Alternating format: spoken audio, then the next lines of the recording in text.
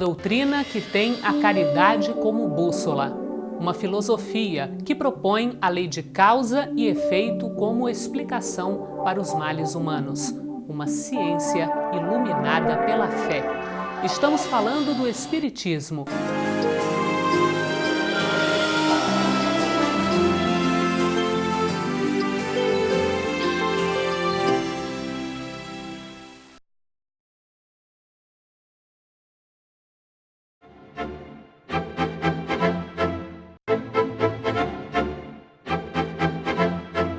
Olá, amigos. É com renovada alegria e gratidão pela sua presença que começa agora o programa Transição, a visão espírita para um novo tempo. E hoje um tema, pelo menos para mim, é da maior importância nos dias de hoje. Quais são as características do mundo de regeneração que nos espera? E a doutrina espírita também nos alerta e nos coloca. Para tratar desse assunto, uma pessoa muito querida que já esteve aqui entre nós, que é o André Luiz Ruiz. Obrigado pela tua presença, André. Eu que agradeço a nova oportunidade de estar com vocês aqui do programa Transição.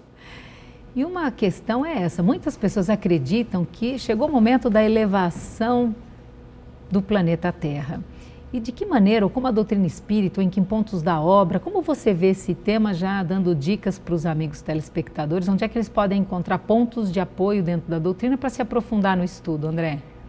Bem, Delmar, nós encontramos na doutrina espírita em várias partes, mas para ser bem didático, vamos dizer assim, nós teremos duas obras básicas bastante interessantes que podem ser consultadas. A primeira delas é a Gênese, aquela quinta obra básica, que foi editada por Kardec em 1868.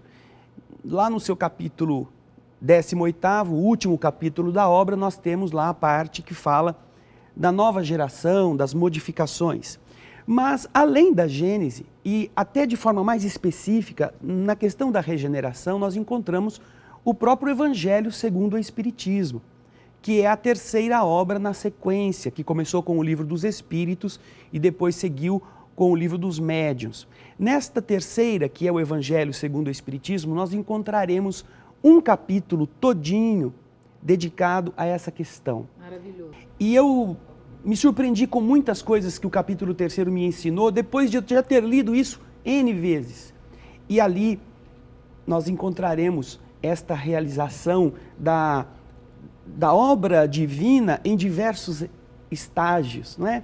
Há muitas moradas na casa do Pai, especificando os diversos níveis de mundos habitados. Lá nós encontramos a explicação de que somente 3 grupos de espíritos podem renascer na Terra. A Terra é um ambiente adequado para o renascimento de 3 grupos, somente 3 grupos, com exceção dos que são aqueles freelancers, né? os espíritos amigos, superiores, que vêm para acelerar o processo. Nós temos só 3 grupos, 2, o primitivo e o semicivilizado, que estão já na Terra em processo de educação, e o terceiro grupo, que é composto pelos espíritos exilados, os espíritos, os únicos que estão em expiação na Terra. Nós encontramos isso, mas encontramos também, Delmar, as definições do que é o planeta de prova e expiação, o mundo primitivo, depois o mundo de regeneração, os mundos felizes e as suas características. Por isso que nós aconselhamos as pessoas que queiram, como você perguntou, se informar a respeito, a leitura com bastante cuidado, com bastante calma, de linha por linha, e extrair dali esses ensinamentos preciosos para o entendimento do que está acontecendo conosco.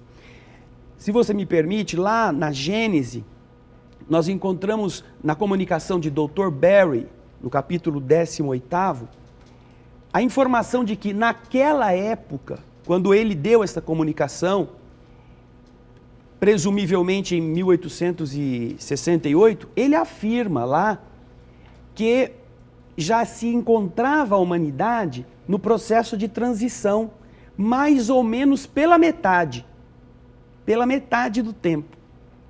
E se nós considerarmos a previsibilidade aí do que seria essa metade, nós vamos mais ou menos localizar o fim deste período nos tempos em que estamos vivendo agora.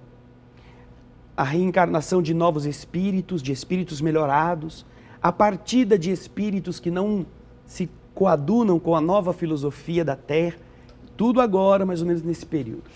E agora, para aqueles que não estão familiarizados com esses termos, qual é a diferença, André Luiz, de regeneração e provas e expiações? O mundo primitivo é aquele destinado ao renascimento das primeiras encarnações do espírito humano. Ali ele começa o aprendizado. Logo a seguir vem o segundo padrão. Kardec explica que essa classificação de mundos é uma classificação arbitrária, não é absoluta. Pode-se fazer outro tipo de classificação, mas ela, pelo padrão de elevação dos espíritos, ela pode ser usada para nós termos uma ideia. Então, depois do mundo primitivo, viria o planeta de prova e expiação, onde o mal predomina. Fruto ainda da imaturidade, da ignorância, da falta de entendimento, os espíritos precisam discernir entre o bem e o mal, aprendendo a sofrer com os efeitos das suas atitudes. Prova e expiação. Dali, até chegar ao mundo feliz, é difícil passar de uma vez. Não é impossível, é possível. Mas como o mundo espiritual é muito graduado, sim, ele respeita muito, né, as nossas limitações, ele então coloca o mundo intermediário entre o planeta de prova e expiação e o mundo feliz. No mundo feliz, só podem entrar espíritos que já têm a bondade plena, ou a bondade já desenvolvida. Mas para fazer esta ponte, o mundo de regeneração surge como uma etapa de repouso, de calma, na qual os espíritos que estavam na luta da prova e expiação se retemperam para encontrar essa tranquilidade, para terminar as suas depurações, que ainda não haviam terminado de forma completa. Já no mundo de regeneração, não é o mal que predomina sobre o bem. Agora, já é o bem que predomina sobre o mal. Então é diferente. Já existe uma preocupação dos espíritos que habitam o mundo de regeneração com o bem, ainda que exista o mal na sua estrutura de evolução como um todo. Então, quando nós estudamos o capítulo 3º, nós vamos descobrir uma coisa interessante. O pessoal tem o hábito de perguntar assim, será que na regeneração a gente vai ter asa, vai sair voando, volitando, não é? É uma questão. Nós aprendemos lá que o mundo de regeneração, o corpo é de carne. Primeira coisa. Uhum. Existem provas a suportar. Uhum. A humanidade ainda sofre com as suas necessidades, tem sonhos, tem objetivos, tem ambições. Os corpos, por serem de carne, estão submetidos às suas necessidades de alimentação, ficam doentes, morrem na sua estrutura física. As leis que regem o mundo de regeneração são as mesmas leis que regem o mundo de prova e expiação, as leis materiais. Você lê aqui e fala, mas então o que vai mudar? Mesma coisa. Na verdade, nós vamos entender que a diferença de mundo de prova e expiação para a regeneração não é na estrutura física, é na parte interior. Começa essa explicação dizendo que no mundo de regeneração, o mundo é um mundo para almas arrependidas. Arrependimento. Só poderão ingressar no mundo de prova e expiação, ou melhor, no mundo de regeneração, almas arrependidas. E o que é o arrependimento? O arrependimento é você ter noção de que fez, foi você quem fez. Você não colocar a culpa em alguém. Não, eu fiz por causa do fulano, da fulana que me empurrou, eu não sabia que era errado. Não. Você saber que o que foi você que fez, que aquilo que você fez porque tinha vontade de fazer, e sabe que aquilo não foi bom. Tendo a noção de que não foi bom, vejam só quantas coisas acontecem para você se arrepender. Você sabe que aquilo não foi bom e que aquilo demonstra que você fez alguma coisa que era errada.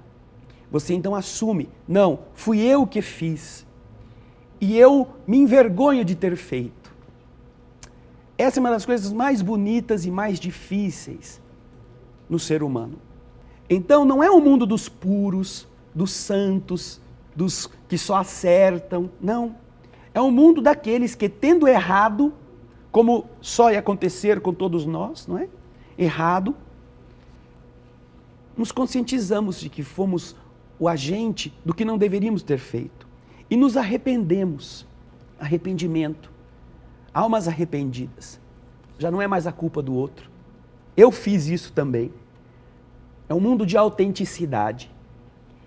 E se nós temos essa preocupação em podermos estar na regeneração, esse é o primeiro ponto. Jesus, Delmar, deixou todas as dicas. Verdade.